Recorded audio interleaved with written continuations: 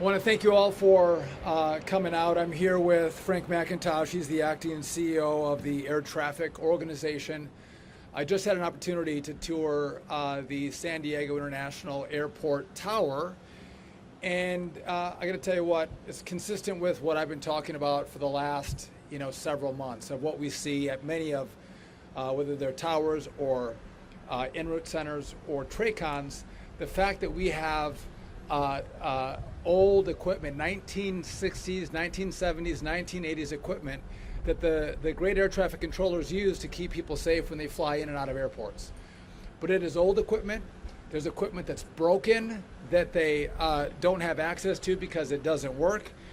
We're in Southern California, so you deal with the sun in California. They actually have shades in the tower that they should be able to deploy electronically. They don't work. They had to actually jimmy rig the shades on strings so they can deal with the hot days in Southern California shining in their faces as they're trying to control traffic. This tower actually had a substantial leak that wasn't fixed, and they actually had to put buckets to grab the water so the water didn't damage their air traffic control equipment. This is what we're seeing in America across the country. And it is long overdue that we actually put the money, put the resources into fixing our air traffic control system. I was just in Paris for a couple of days where industry converges to the Paris Air Show.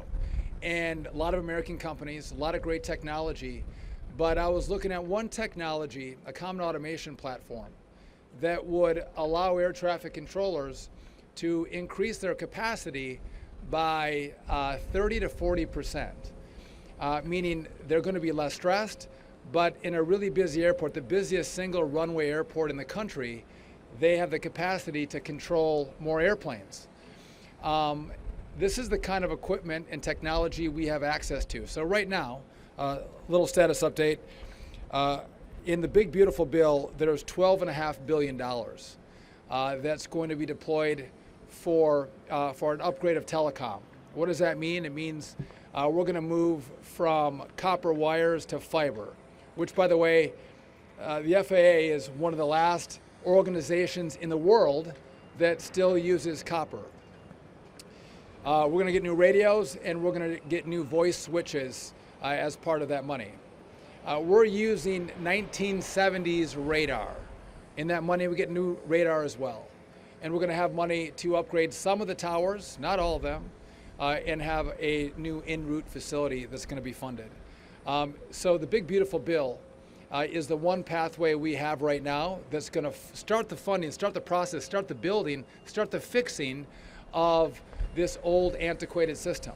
Now, that's not going to be enough.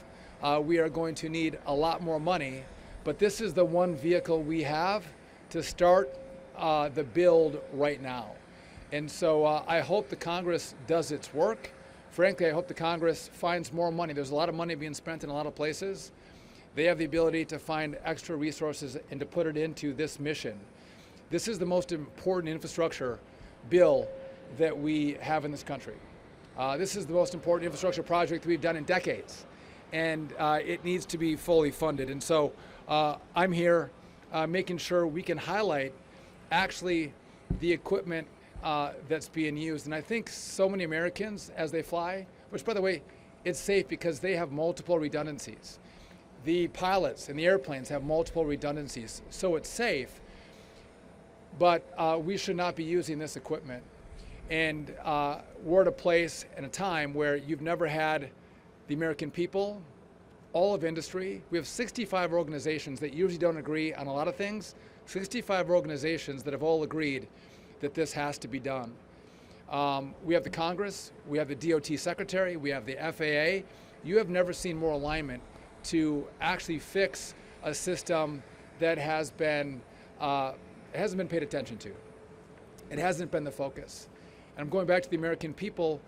I think they would expect that their Congress and their government would make sure that this would never happen. This should never happen. We shouldn't be in this situation. As jets are flying over. But we're not going to let that be our story any longer. We're going to actually fix it. We're going to get the resources for it, and we're all going to work together to do it. It's not hard. It's going to take some money, take some trust, and take some faith. But I'm telling you what, in San Diego and so many other cities around this country, our controllers shouldn't be controlling air traffic. The lives of your families, yourselves, our communities, our neighbors, they should not be using this equipment. I think Americans expect much better than what we're using here today, and so we are leaning in hard. I hope the Congress leans in hard. By the way, the president, the side note of the president loves airplanes. He loves air traffic. The president could not be more supportive of what's happening with the resources to fix air traffic control in the country. And so we're here to highlight what you use in San Diego and make the commitment that we're going to get the resources to actually fix not just the tower, but the hardware and software that these controllers use to keep all of you safe who fly out of this airport. And so with that, I want to turn it over to Frank McIntosh for comments on what he saw, and he's our direct voice from the FAA. I'm going to step over here.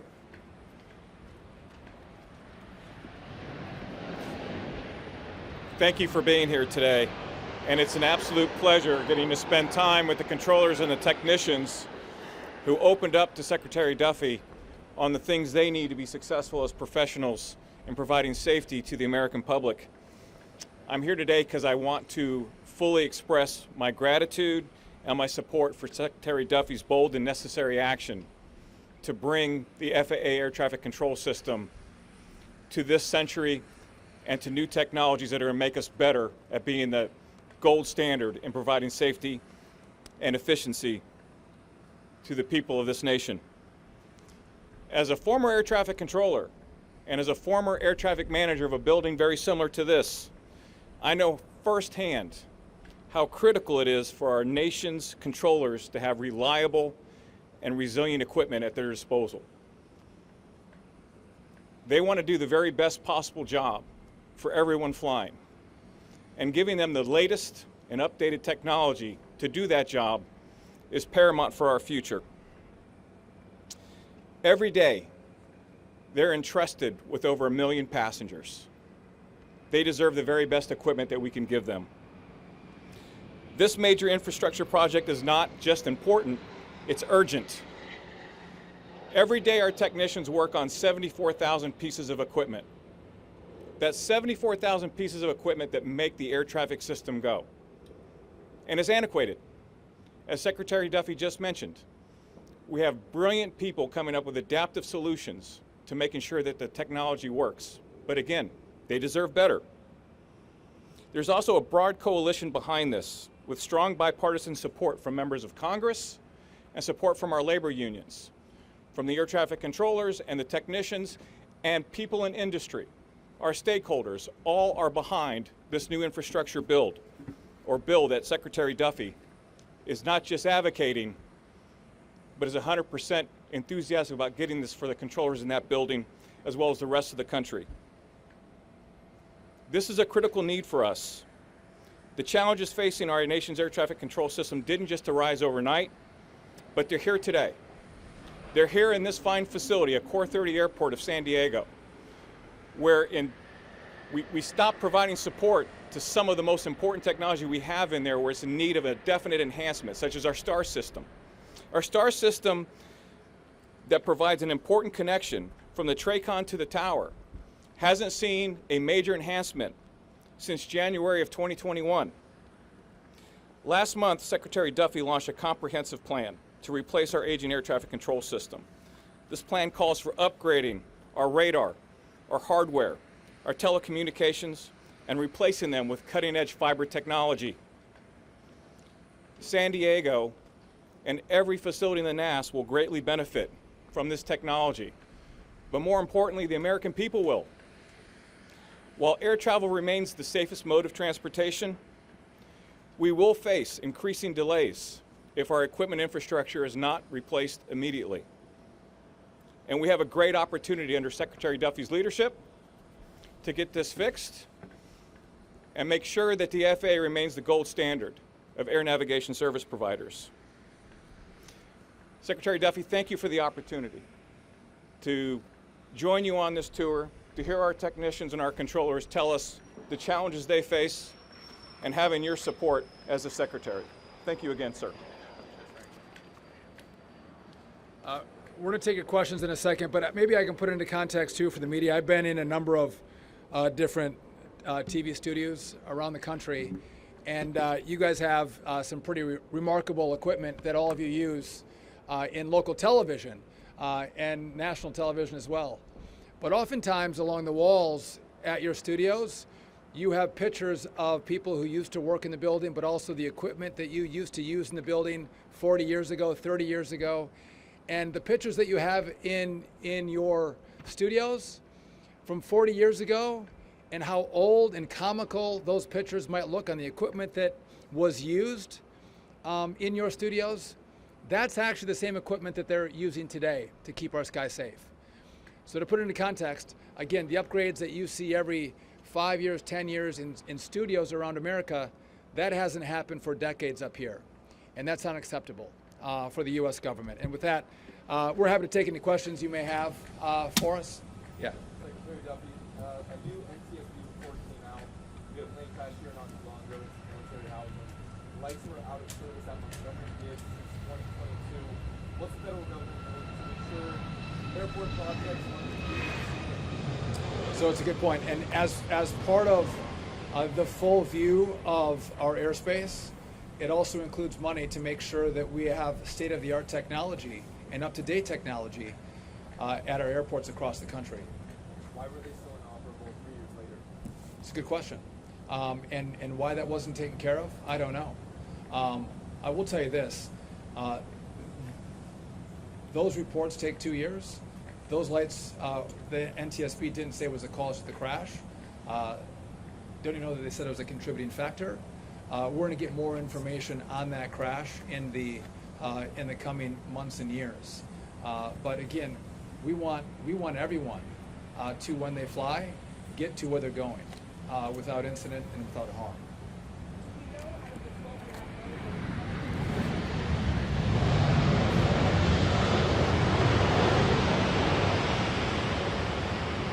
So what you'll see in San Diego is the investment in the telecommunication, the upgrade from copper to fiber. What you'll see is new radar. And you will get new radios here, and you will get new voice switches. That's part of the $12.5 billion. That's going to happen around the country. And then we need additional money to actually fix the older equipment that you'll see up in the tower. And that's why the Senate's considering giving more money to this effort, and I hope they do, because again, this is a brand new, state-of-the-art system, and it's going to take 3 to 4 years, but we have to get started now, and that's why we need as much money as possible to make this happen. And this, by the way, just real quick, the Senate and the House, the Congress has given tranches of money. And sometimes the money that's promised doesn't come, sometimes it does come. But it's hard for the FAA to plan, and frankly, I don't think the FAA has engaged in the best contracts to get their work done on budget and on time. This is why we're asking for all the money up front, and if not all of it, as much as possible, so we can have one plan that's executed around the country to make sure this is not the American story. So how much is all the money? So $12.5 billion, you said, is sort of a down payment to get things going. How much would a truly new state-of-the-art system cost? How long would it take? And also talk a bit about how hard it is to return a big ship, because you can't just flip a switch in San Diego on a new system. People need to be trained. Talk a bit about what needs to happen. So it's tens of billions of dollars. Okay. Now, what someone might say is, "Oh my gosh, it's a $50 billion bill." It's not. The way your Congress spends money, sometimes they spend it like drunken sailors. I wish they would be drunken sailors on this mission, because it's a very doable project.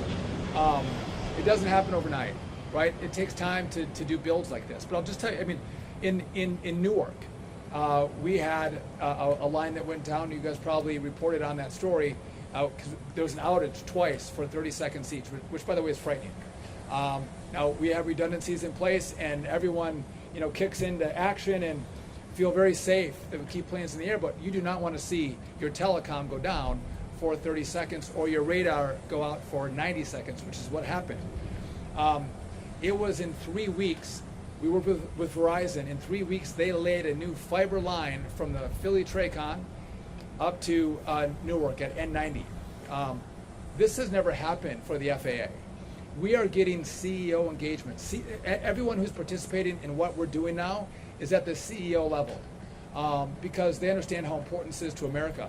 They all fly, their families fly, their friends fly, and so the engagement that's happening now is way different. And I can't give you the exact time, but I believe that we can do this in the whole thing in 3 to 4 years.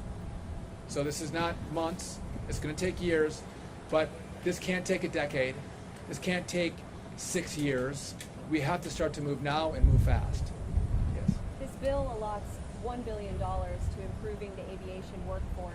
Is that enough money to hire and train the necessary 3,500 air traffic controllers? So the question here is on our air traffic controllers, and it allows us to go up to 2,500 academy grads at Oklahoma City, which is where our academy is at. The problem is multi-layered, right? We have to get the best students into the academy, and there's been some roadblocks that we've had to work through, which we have to improve the pipeline of young people going to the academy. We're taking the best and brightest, the ones who score the best on the entrance exam. We give them bonuses when they graduate, and if they go to a more difficult to-staff facility, we give them a $10,000 bonus. So yeah, that is incredibly helpful. There's other problems than money when it comes to air traffic controllers. What I've done as well is, because our controllers, it's a stressful job, they can retire after 25 years of service. I've offered them a 20% upfront cash bonus to stay on and work, and they'll get that every year that they stay on. And so these are the best controllers that you have, the most experienced controllers. And so how do we incentivize them to stay and help us in this time of need? And you got to pay. And so we're doing that. And we're starting to see some of the results. I don't have all the data for you. We just rolled out that program. But I'm pulling every lever I can to get as many controllers to stay and into the pipeline and certified to make sure we don't have that shortage.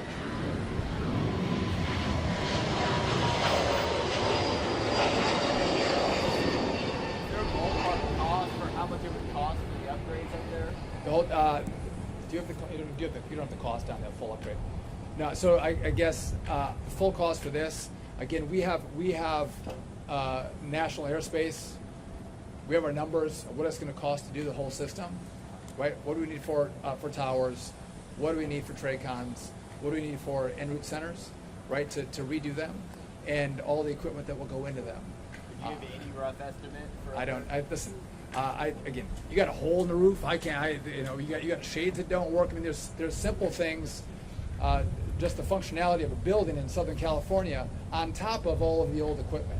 So, it's going to take millions of dollars to upgrade this facility and make it operational. How about you? Yeah. It sounds like you read the NTSB preliminary report about that Murphy Canyon crash about a month ago. Based on that report, do you anticipate that these improvements from the bill could have prevented the plane crash in Murphy Canyon? So I believe that was an uncontrolled airspace, Frank, is that right? I'll let Frank take that one. You said the one from a month ago, is that right? It was about a month ago, Murphy Canyon, the plane crash that killed 6 people. Do you believe that some of these improvements could have prevented that crash from happening?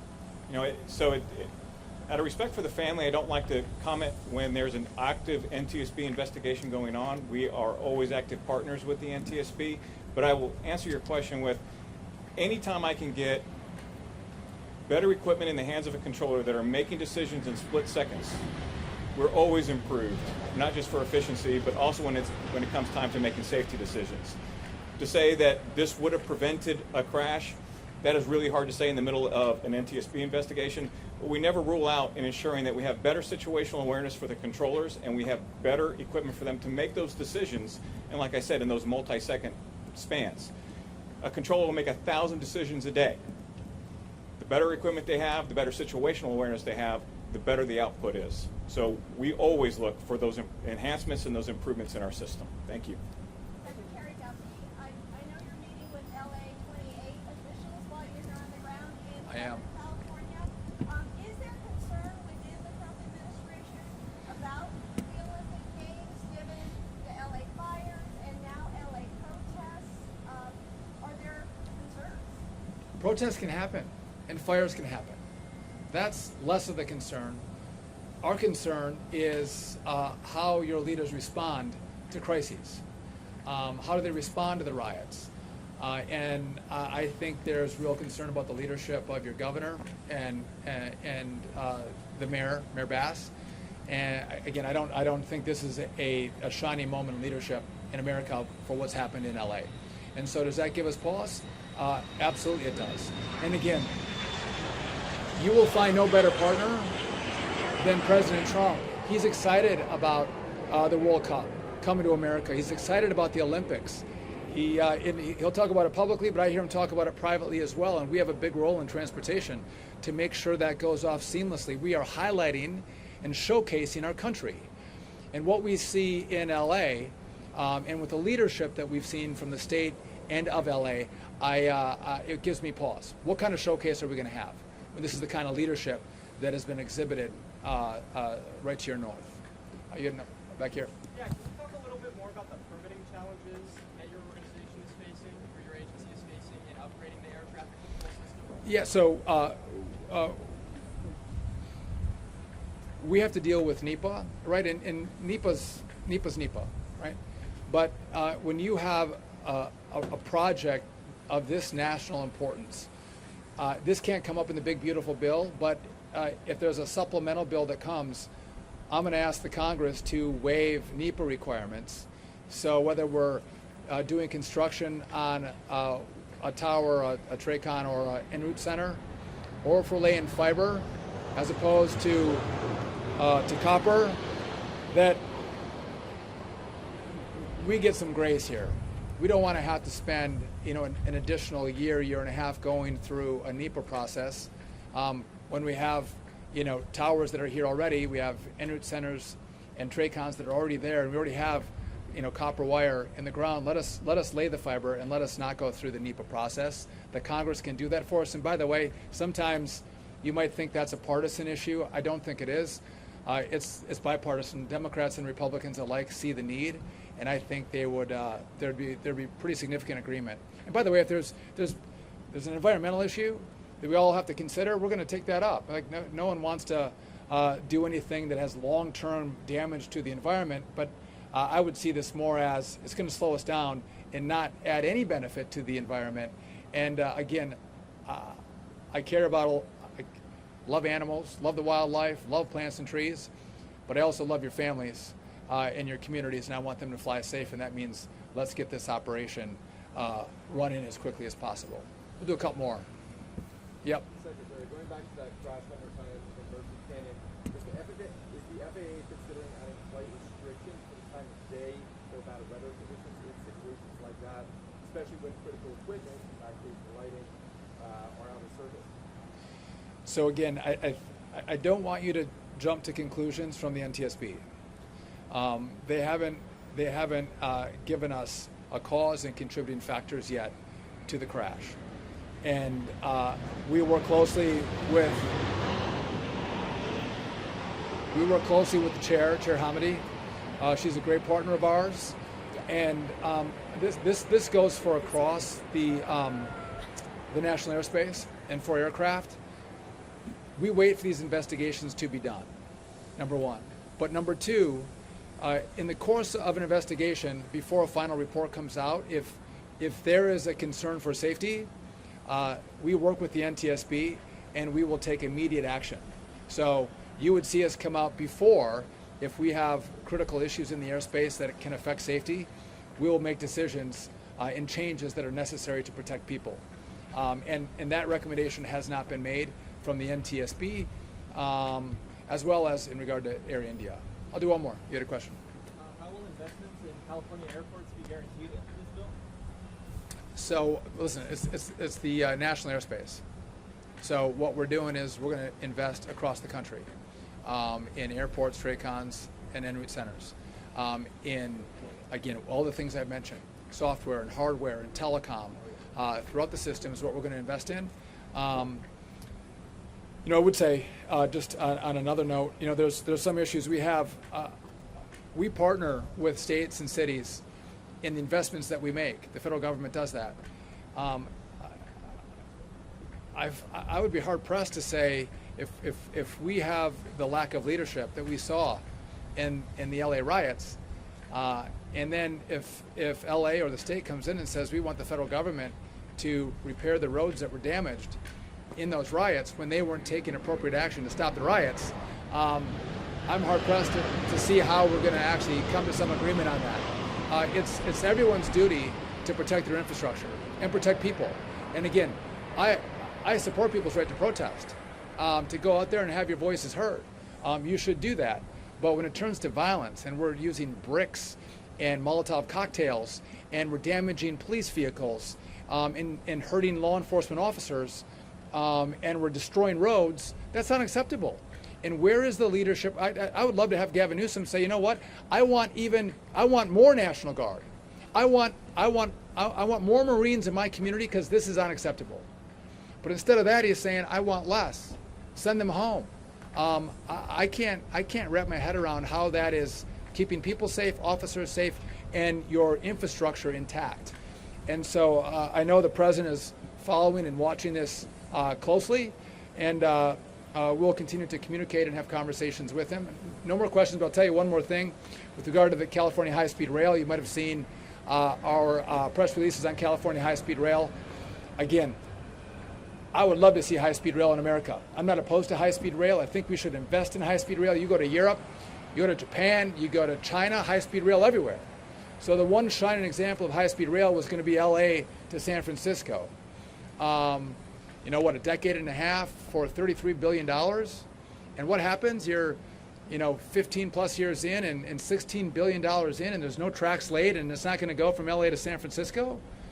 Again, it's my job to make sure we're looking at how federal tax dollars are paid and how they're deployed.